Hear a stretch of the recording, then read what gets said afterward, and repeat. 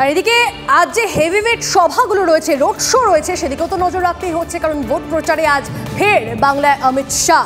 রাজ্যে জোড়া কর্মসূচি কেন্দ্রীয় স্বরাষ্ট্রমন্ত্রী। মালদায় শাহের রোড শো রয়েছে এবং এর পাশাপাশি মালদা শহরে রবীন্দ্র অ্যাভিনিউতে রোড শো করবেন যেমনটা জানা যাচ্ছে কেন্দ্রীয় স্বরাষ্ট্রমন্ত্রী। এরপর উত্তর দিনাজপুরে করণদিঘিতে জনসভাও করবেন তিনি। সুব্রতোষ আমাদের প্রতিনিধি আমাদের সঙ্গে রয়েছেন, সরাসরি সুব্রতোষের সঙ্গে কথা বলি। সুব্রতোষ, বেলা অনেকটাই বাড়ছে, ঠিক কখন শুরু হতে চলেছে অমিত শাহের এই কর্মসূচি জনসভা, এবং তার পাশাপাশি কর্মীরা যারা রয়েছেন, কর্মী সমর্থকরা যারা রয়েছেন, তাদেরই বা কত উচ্ছ্বাস নজরে আসছে?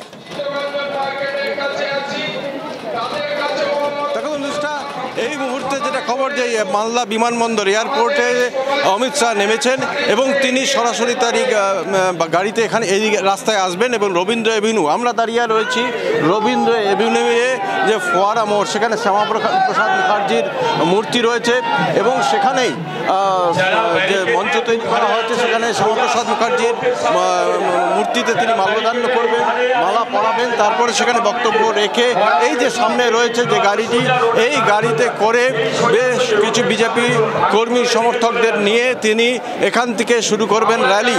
তার র্যালি শেষ হবে এই রবীন্দ্র এভিনিউয়ের একটি প্রান্তে গিয়ে, যেখানে রয়েছে রবীন্দ্রনাথের মূর্তি, এবং সেই রবীন্দ্রনাথের মূর্তিতে তিনি সেখানে মাল্যদান করে আবার গাড়িতে উঠে তিনি বেরিয়ে যাবেন।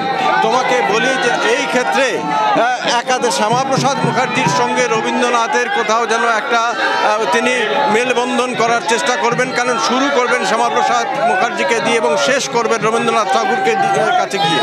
এবং এর পাশাপাশি কর্মী সমর্থকদের উচ্ছ্বাস তোমাকে দেখাচ্ছি যে কি ধরনের উচ্ছ্বাস। শুধু তাই নয়, এই ঠাঠা রোদে, এই তীব্র গরম, এই যেখানে প্রায় টেকা যাচ্ছে না, জলকষ্ট রয়েছে, তার মধ্যেই মানুষ এখানে কিন্তু ভিড় করছেন এবং সাধারণ যারা বিজেপি কর্মী সমর্থক নয়, তারাও কিন্তু বহু দূর থেকে, গ্রাম থেকে মানুষরা এসে এই রাস্তার ধারে ঠাঠা রোদের নিচে দাঁড়িয়ে রয়েছে। পাশাপাশি এক ঝলক অমিত শাহকে দেখার জন্য পাশাপাশি কঠোর নিরাপত্তা ব্যবস্থা রয়েছে চারদিকে। পুরো আশেপাশের যে দোকানগুলো রয়েছে সেই দোকানগুলোকে বন্ধ করে দেওয়া হয়েছে। একটা রবীন্দ্র এভিনিউ বিস্তীর্ণ একটা নির্দিষ্ট দূরত্ব পর্যন্ত, যতদূর পর্যন্ত র্যালি হবে। এবং যেহেতু এখানে তোমাকে আরও একটা খুব গুরুত্বপূর্ণ বিষয়, এই রাস্তাটা খুবই গুরুত্বপূর্ণ। এখানে যেহেতু রয়েছে পাশেই প্রশাসনিক ভবন, পাশেই আদালত ইত্যাদি রয়েছে, ফলে এবং অফিস টাইম, এখন বহু মানুষ এই সমস্ত কাজের জন্য এখানে আসেন, তারা কিন্তু খুব সমস্যায় এই মুহূর্তে পড়েছেন। যতক্ষণ পর্যন্ত না অমিত শাহ মালদা ছেড়ে পেরিয়ে যাচ্ছেন না, ততক্ষণ পর্যন্ত তাদেরকে কিন্তু এই রাস্তা দিয়ে ঢুকতে দেওয়া হচ্ছে না। ফলে চারপাশেই নিরাপত্তা ব্যবস্থা এতটাই কঠোর যে সবাইকে নামানো হচ্ছে না। ছবি দেখতে পাচ্ছি আমরা সুব্রতোষ, মালদার ছবিটা আমরা দেখতে পাচ্ছি, সেখানে আঁটো নিরাপত্তা রয়েছে। আজ অমিত শাহের একদিকে যেমন রোড শো রয়েছে, তার পাশাপাশি জনসভা রয়েছে। সেই জনসভা থেকে তিনি কি বক্তব্য বলেন, কি বার্তা দেন, সেখান থেকে অবশ্যই আমাদের নজর থাকবে। দেখো, আজ শাহী সভার দিকে যেরকম আমাদের নজর রয়েছে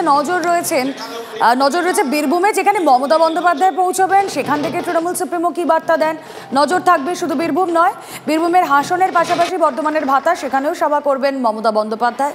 সরাসরি চলে যাব বীরভূম থেকে, রয়েছেন প্রতিনিধি হিমাদ্রি মণ্ডল। হিমাদ্রি। হ্যাঁ দেখো, আজ সকাল থেকেই এখানে সাজু রব, কারণ মমতা বন্দ্যোপাধ্যায় তিনি এসে উপস্থিত হবেন আর কিছুক্ষণের মধ্যেই। পাশাপাশি এটা বলা যায় যে মমতা বন্দ্যোপাধ্যায় এসে অনুব্রতহীন এই বীরভূমে কি বার্তা দেন সেটার দিকে কিন্তু তাকিয়ে রয়েছে বীরভূম জেলা তৃণমূলের নেত্রী থেকে তৃণমূলের কর্মী নেতা সকলেই। কারণ অনুব্রত মণ্ডল যখন জেলায় ছিলেন, তিনি একাই এই সংগঠনকে সামলাতেন। অনুব্রত মণ্ডলের অবর্তমানে কিন্তু জেলায় বারবার আসতে হচ্ছে, কখনো মমতা বন্দ্যোপাধ্যায়, কখনো অভিষেক বন্দ্যোপাধ্যায়কে। এমতো অবস্থা এই প্রথম লোকসভা নির্বাচন অনুব্রতহীন বীরভূমে কি বার্তা দেন সেটাই কিন্তু এখন দেখার বিষয়। পাশাপাশি লক্ষাধিক ভোটে কিন্তু বীরভূম এবং বোলপুর এই দুটি লোকসভা কেন্দ্রে জয়লাভ করেছিল 2019 সালে তৃণমূল কংগ্রেস। এখন এই লোকসভাতে অনুব্রতহীন বীরভূম কি ফলাফল হতে চলেছে, বা এই লক্ষাধিক ভোটের জয়লাভ কি ধরে রাখা যাবে, এটাই কিন্তু এখন টার্গেট তৃণমূল কংগ্রেসের কাছে। কারণ তৃণমূল কংগ্রেস কখনোই চাইছে না যে তাদের এই লক্ষাধিক ভোটের যে মাত্রা সেটা কমে যাক বা কোনো সিট হারিয়ে যাক। আর সে কারণেই যেমন একদিকে গোষ্ঠীদ্বন্দ্বের ওপর কড়া নজর রাখা হয়েছে তৃণমূল নেত্রীর পক্ষ থেকে, বা অভিষেক বন্দ্যোপাধ্যায়ের পক্ষ থেকে। পাশাপাশি অনুব্রত মণ্ডলের যেই জায়গা, সেই জায়গা যাতে অন্য কোনো রাজনৈতিক দল দখল না করতে পারে সেদিকেও চোখ রয়েছে। পাশাপাশি এই যে হাসানে সভা হচ্ছে, এখানে কিন্তু অন্য একটা গুরুত্ব রয়েছে, কারণ এখানে সংখ্যালঘু অধ্যুষিত এলাকা, প্রচুর মানুষ কিন্তু এখানে তৃণমূলের সাপোর্টার রয়েছে। সেখানে কিন্তু বিগত পঞ্চায়েত নির্বাচনে ভালো ফল করতে পারেনি তৃণমূল কংগ্রেস। বেশ কয়েকটা পঞ্চায়েত বেহাত হয়েছে তৃণমূল কংগ্রেসের, বাম এবং কংগ্রেস সেখানে সেই কিন্তু মাটিতে দাঁড়িয়ে আজ মমতা বন্দ্যোপাধ্যায় কি বার্তা দেন অবশ্যই নজর থাকবে। ধন্যবাদ হিমাদ। মমতা বন্দ্যোপাধ্যায় কি বার্তা দেন সেদিকে নজর থাকবে, অমিত শাহ কি বার্তা দেন সেদিকেও, আর নজর রাখতেই হবে অভিষেক বন্দ্যোপাধ্যায় তার প্রচারের দিকেও, কারণ আজ শিলিগুড়ি ও মালদায় প্রচারে অভিষেক বন্দ্যোপাধ্যায়। তবে আপনাদেরকে জানিয়ে রাখি, শিলিগুড়ির উত্তরায় অভিষেকের সভায় বাড়তি নিরাপত্তা, ফ্রিস্কিংয়ে জোর, তল্লাশি চালানো হচ্ছে আশপাশের বাড়িতেও, কারণ আপনারা জানেন মুম্বাই হামলার ষড়যন্ত্রকারীর নিশানায় ছিলেন অভিষেক বন্দ্যোপাধ্যায়। এই চাঞ্চল্যকর তথ্য সামনে এনেছে কলকাতা পুলিশ।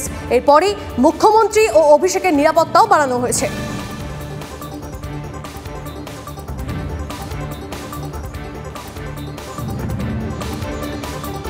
আর ইনি লোকেট চট্টোপাধ্যায়, তিনি কি বলছেন শুনুন। পিসি বলছে আমরা খুন হতে পারি, কেন বলছে তাদের বাড়ি যদি হামলা হয় নিরাপত্তা রক্ষী বাড়ানো হচ্ছে। আপনারা বুঝতে পারছেন না যে এত লোকের ভবিষ্যৎ নিয়ে ছিনিমিনি খেলেছে, 23,000 লোক, 25,000 লোকের চাকরি গেছে, তারা তো আজকে দোরগোড়ায় কালীঘাটে গিয়ে তারা দাঁড়াবে, তারা আওয়াজ তুলবে, তখন কি করবে? এই জন্য নিরাপত্তা রক্ষী বাড়ানো হচ্ছে। এই জন্য আগে থেকেই বলছে আমি খুন হতে পারি। এইসব নাটক আমরা দেখেছি। চুরি করার পর তাকে যখন চোর ধরতে যাবে বলবে ষড়যন্ত্র।